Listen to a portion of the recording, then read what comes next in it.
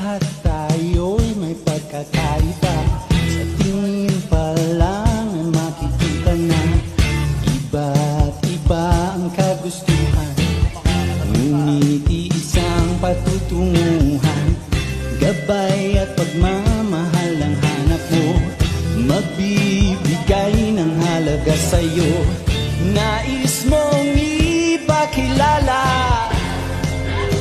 kung sino ka man talaga. Pinoy, ikaw ay Pinoy. Ipakita sa mundo kung ano ang kaya mo. Ibang-iba ang Pinoy, huwag kang matatakot. Ipagmalaki mo